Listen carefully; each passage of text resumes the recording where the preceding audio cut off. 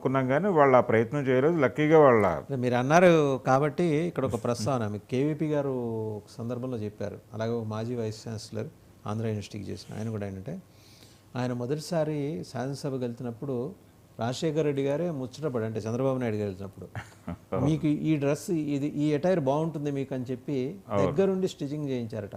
అంత ప్రేమ ఆయన అంటే కారు ఆ స్నేహానికి అంత ప్రేమ. ఆయన కారు కొనటానికి కూడా ఈయనే కారకుడు. చంద్రబాబు కారు కొనటానికి కూడా రాజశేఖర రెడ్డే కారకుడు. ఆ రోజున వాళ్ళని పిలిచి అదేదో కొంత ఫైనాన్స్ కట్టాలంటే తనే ఇనిషియేట్ చేసి ఆ కారు కొనిపెట్టింది కూడా వైఎస్ఆర్ అనే విషయం చంద్రబాబు నాయుడు గారే చెప్పుకున్నాడు చాలా సందర్భాలు. అది ఆయన ఎప్పుడు ఆ ఎక్నాలెడ్జ్ చేయటంలో చంద్రబాబు గారు ఎక్కడ వెనక్కి తగ్గలేదండి. రాజశేఖర రెడ్డి గారికి తనకి ఉన్న ఈ అనుబంధాన్ని అసోసియేషన్ని ఎప్పుడు అవకాశం వచ్చినా ఆయన అంటే లోపల ఏమి ఇంటెన్షన్ లేకుండా మనస్ఫూర్తిగా చెప్పారు ఆయన. అలాగే ఆయన ఈ పెళ్లికి సంబంధించిన నిర్ణయం తీసుకునేటప్పుడు కూడా ఆయన సంప్రదించిన వాళ్ళలో వైఎస్ఆర్ ప్రముఖుడు. అది నేరుగా అసెంబ్లీ వేదికగా వైఎస్ఆరే చెప్పుకున్నాడు. చంద్రబాబు ముఖ్యమంత్రిగా ఉన్న రోజుల్లో ఆయనే చెప్పుకున్నాడు అసెంబ్లీ వేదిక మీద. అది పేపర్లలో వచ్చిన వార్తే. అంటే ఇది నా ముందున్నటువంటి ప్రోగ్రాము, నా దగ్గరకు వచ్చినటువంటి సంబంధాలు ఎటు పెడితే బెటరు అని అడ్వైజ్ అడిగితే ఆయన అడ్వైజ్ మేరకే ఇటు భువనేశ్వర్ గారి వైపు ఆయన కదిలినట్టుగా కూడా చెప్పుకున్నాడు ఆయన.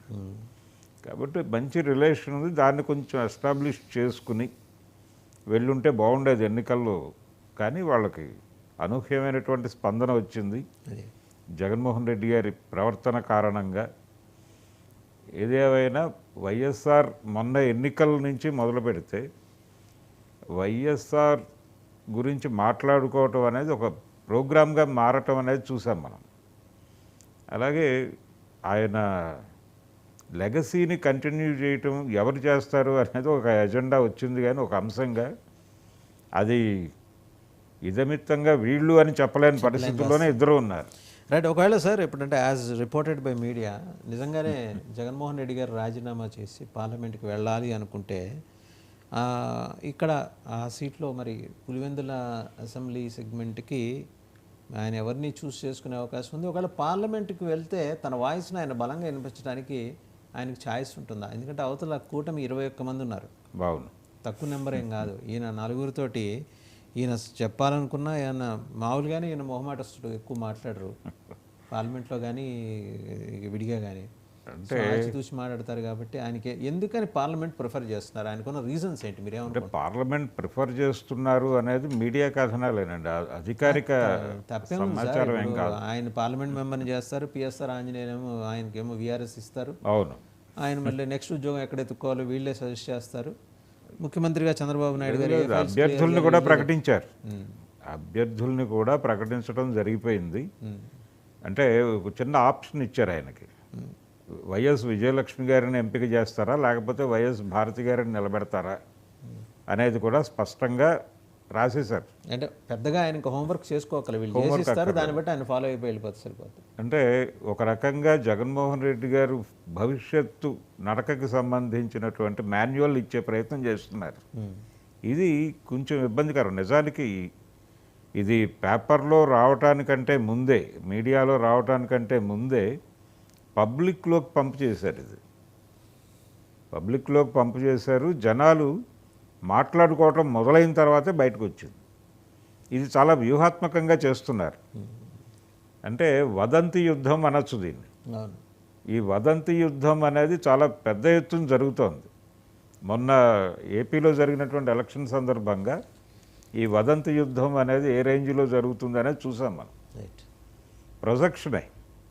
మీరు ఒక క్యారెక్టర్ని టార్గెట్ చేస్తే ముందు అతని గురించి ఒక పుకారుతో యుద్ధం మొదలు పెట్టండి అనే ఒక వ్యూహం. అందుకనే స్ట్రాటజిస్టులు చాలా ప్రముఖమైపోయారు ఎన్నికల్లో. మనకి గతంలో లేదు ఈ స్ట్రాటజిస్టులు గొడవ, వ్యూహకర్తల ప్రమేయం లేదు గతంలో ఏ ఎన్నికలోనూ. ఈ మధ్య ప్రతి ఎన్నికలోనూ వ్యూహకర్తల ప్రమేయం పెరుగుతోంది. కారణం ఏంటంటే ఎవరిని టార్గెట్ చేసి ఏ పుకారు ఎలా జనంలోకి తీసుకెళ్లాలనేదే వ్యూహం, అంతకుమించి మరేం లేదు. ఇందుకోసమే ఎవరున్నా అది ఐప్యాక్ కావచ్చు, ఇంకో ప్యాక్ కావచ్చు, ఏ ప్యాక్ అయినా ప్రోగ్రామ్ అదే. నిజానికి దాని నాయకుడు కూడా చేసిన పని అదే. గత ఎన్నికల్లో ఆయన సీరియస్గా 2-3 పుకార్లు అలా జనంలోకి స్ప్రెడ్ చేశాడు అంతే. దాని తాలూకా ఫలితం చూసాం మనం. ఇలా పుకారు యుద్ధంలో భాగంగానే ఇప్పటికీ అంటే వాళ్ళు ఓడిపోయినంత మాత్రాన జగన్మోహన్ రెడ్డిని వదిలిపెట్టే ప్రోగ్రాం లేదు అనేది మనకు అర్థమవుతుంది. కార్నర్ చేసి కాన్సన్ట్రేట్ చేసి సీరియస్గానే నడుపుతున్నారు క్యాంపెయిన్. మీకు అంటే వాళ్ళ దృష్టిలో జగన్మోహన్ రెడ్డి అనే ఆయన ఒక అమీబా లాంటి బ్యాక్టీరియా. ఒకవైపు కొడితే రెండో వైపు పెరుగుతాడు ఆయన. సో అన్ని వైపుల నుంచి కొట్టుకుంటూ రావాలి. దీని పరాకాష్ట ఏంటంటే మీకు సోషల్ మీడియాలో ఉండవల్లి గారి పేరు మీద ఒక కార్డు సర్క్యులేట్ అవుతోంది. అదేంటంటే చంద్రబాబు జగన్ని తేలిగ్గా తీసుకోవద్దు, రెట్టించిన ఉత్సాహంతో దెబ్బ కొడతాడు, జాగ్రత్తగా ఉండు అని ఉండవల్లి గారు చంద్రబాబు నాయుడు గారికి చెప్పినట్టుగా ఒక తమ్నైల్ ఒకటి క్రియేట్ అయిపోయి అది సర్క్యులేషన్లోకి వచ్చింది. నిజానికి ఎవరైనా అందులో ఏముంది అని చూస్తే ఎన్నికల కంటే చాలా ముందెప్పుడు ఆయన మాట్లాడిన వీడియో అది. ఈ ప్రచారం చాలా సీరియస్గా జరుగుతోంది. దీన్ని కూడా పట్టించుకోవాలి జగన్మోహన్ రెడ్డి గారు. ఆయన అలా అంటే ఆయన ఎన్నికల సందర్భంగాను వీటిని అంత సీరియస్గా పట్టించుకోలేదు. వీటి ఇంపాక్ట్ చాలా ఉంటుంది జనంలో అనేది పట్టించుకోవాలి ఆయన. ఇప్పుడు కాపరి మంద నుంచి తప్పించుకో గొర్రెల మందకి దూరంగా జరిగిపోయిన తర్వాత ఆ మంద ఏం ఆలోచిస్తుంది అనేది కాపరికి తెలియదు కదా. ఇప్పుడు ఆయన పరిస్థితి అది అని చెప్పేసి ఒక అనాలిసిస్. అవును, ఆయన మందతో లేడు, గొర్రెలుగా తప్పిపోయింది, కాపరే తప్పిపోయాడు. ఇప్పుడు గొర్రెల నుంచి జ్ఞానం పొందాలి ఆయన. కనీసం గొర్రెలకి ఇప్పటికైనా చెప్పుకునేటువంటి స్వేచ్ఛను ఇవ్వాలి ఆయన. ఇచ్చి గొర్రెలతో ఇంటరాక్షన్ మనం చూసాం. ఆయన ఎమ్మెల్సీలతో జరిపిన సమావేశం వీడియో ఫుటేజ్ చూసాం మనం. అలాగే పార్టీ నాయకులతో ఆయన కలిసి కూర్చుని మాట్లాడినటువంటి వీడియో ఫుటేజ్ చూసాం. వన్ వే ట్రాఫిక్లో నడిచింది అది. అంటే వారు చెప్తారు వీరు వింటారు అన్న ధోరణిలో నడిచింది తప్ప వీరి అభిప్రాయాలు వారు తీసుకుంటున్నటువంటి పరిస్థితి మనకు కనబడలేదు అక్కడ. అంటే ఇంకా ఆ ఫెసిలిటీ అక్కడ క్రియేట్ కాలేదండి. కాలేదు సమస్య. ఇప్పటికైనా ఆ సౌలభ్యం కల్పించాలి ఆయన. గొర్రెలకి మాట్లాడే స్వేచ్ఛనిచ్చి గొర్రెల మాటలు కనీసం వినటానికి ప్రయత్నం చేస్తే కొంచెం స్వరూపం మారేటువంటి అవకాశం ఉంటుంది. ఇలాంటి వార్తలు ఈ పద్ధతిలో సర్క్యులేషన్లోకి రాకుండా నిలువరించగలుగుతాడు. కనీసం అది జరగాలి. అభ్యర్థుల్ని వాళ్ళే ప్రకటించి భారతి గారు కంటెస్ట్ చేయబోతున్నారు అని, అలాగే రకరకాల వార్తలు రోజుకొక వార్త టార్గెట్ చేసి బయటికి పంపు చేస్తున్నారు. సాక్షి నుంచి భారతి గారు పూర్తి స్థాయిలో వైదొలుగుతున్నారు అని ఒక వార్త. ఆవిడ రాణిరెడ్డి గారికి బాధ్యతలు అప్పచెప్పేసి వెళ్ళిపోతున్నారు అని. ఇలా రోజుకొక న్యూస్ని చాలా యుద్ధ ప్రాతిపదికన స్ప్రెడ్ చేస్తున్నారు. అంటే వదంతి యుద్ధం ఆగిపోలేదు. ఎన్నికల తర్వాత ఉధృతమైంది, కొనసాగుతోంది. ఇది ఒక విచిత్రమైనటువంటి పరిణామం. అంటే స్ట్రాటజిస్టులు బలంగా పనిచేస్తున్నారు ఇప్పటికీ. వాళ్ళకి అంటే లెక్కకు మిక్కుటంగా ఉన్న స్ట్రాటజిస్టులు. సో ఇంకా కమింగ్ టు సార్, చాలా కీలకమైన డెవలప్మెంట్. సిఐడి ఫోకస్ పెట్టింది మాజీ మంత్రి జోగి రమేష్ సీజ్ చేసిన అగ్రిగోల్డ్ ఆస్తుల వేలం అదే అమ్మటం అనే దాంట్లో విక్రయంలో ఇన్వాల్వ్ అయ్యారు. ఆయన బంధువులు, ఆయన కుమారుడు ఇన్వాల్వ్ అయ్యారు. దీని ఫైల్స్ వచ్చి ఋషికొండ ప్యాలెస్ నేలమాళిగలో దాచారట. అంటే ఇంకా ఆపరేషన్లోకి రాని ఋషికొండ ప్యాలెస్ నేలమాళిగని దీనికోసం వినియోగించుకున్నారు. ఇప్పుడు ఆ నేలమాళిగ ఎక్కడుందనే దగ్గర ప్రస్తుతం సెర్చెస్ నడుస్తున్నాయట.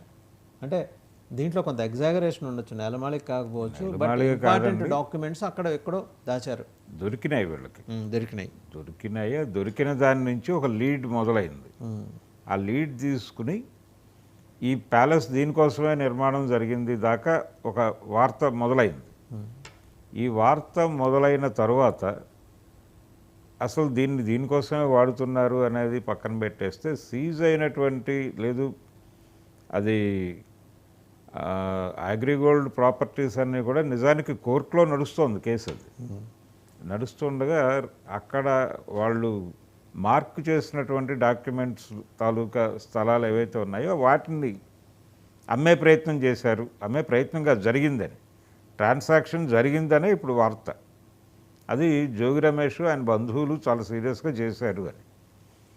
అంటే కొన్ని ప్రాపర్టీస్ మీద వ్యాపారం జరిగి ఉండొచ్చు. అంటే తెలుగుదేశం పార్టీ హయాంలో మొదలైంది ఇది. తెలుగుదేశం పార్టీ కేంద్రీకరించి అగ్రిగోల్డ్ ప్రాపర్టీస్ మీద దాడి జరిపింది అనేది అప్పుడు మనకు బయటకు వచ్చినటువంటి వార్త. ఆయన జైలుకు వెళ్ళారు, జైలుకు వెళ్ళి బయటకు వచ్చేసాడు ఆయన బెయిల్ మీద.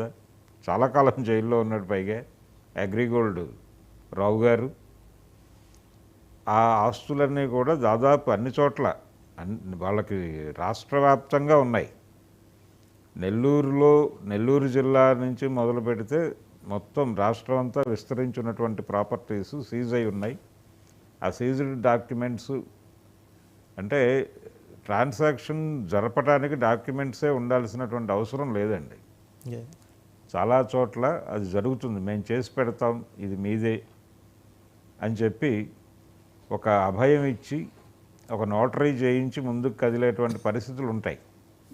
అలాంటి ట్రాన్సాక్షన్స్ జోగి రమేష్ గారు చేసి ఉండొచ్చు. ఇది నిప్పు లేకుండా వచ్చిన పొగ అనుకోవడానికి వీల్లేదు. కొంత యాక్టివిటీ జరిగింది అక్కడ. జరగటము, ఆ జరిగిన దానికి లింకేజ్ ఇస్తూ ఈ డాక్యుమెంట్స్ అక్కడ దొరకటము, దాంతో ఇప్పుడు జోగి రమేష్ పేరు కీలకంగా బయటకు వచ్చింది. దాని మీద ఇప్పుడు దర్యాప్తు చేస్తామంటున్నారు. ఆయన కూర్చోబెట్టి విచారణ చేస్తామంటున్నారు.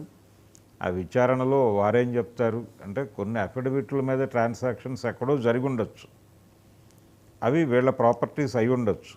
అది లేకుండా మాత్రం వీళ్ళు ముందుకు వెళ్ళే పని చేయరు. ఇక్కడ దాకా రాదు వార్త. ఇక్కడ దాకా వార్త వచ్చిందంటే ఏడీ చేతికి కీలకమైన ఆధారాలు దొరికాయంటే బాగా ఇన్వెస్టిగేషన్ గట్టిగా నడిచినట్టే అనుకోవచ్చు కదా. లేదు అది అంటే మీకు క్యాడర్ నుంచి వచ్చినటువంటి ఫీడ్బ్యాక్స్ అండి ఇవన్నీ కూడా. క్యాడర్ నుంచి ఆ ట్రాన్సాక్షన్ జరిగినప్పుడు ఇమ్మీడియట్గా ఒక వార్త స్ప్రెడ్ అవుతుంది అక్కడి నుంచే. దాన్ని కొంచెం సీరియస్గా పట్టించుకొని పరిశీలి చేసి దాన్ని ఒక లార్జర్ స్కేల్లో లింక్ చేయటం, దగ్గర పొలిటీషియన్స్ బ్రెయిన్ వాడతారు. అది జరిగింది ఇప్పుడు జోగి రమేష్ విషయంలో.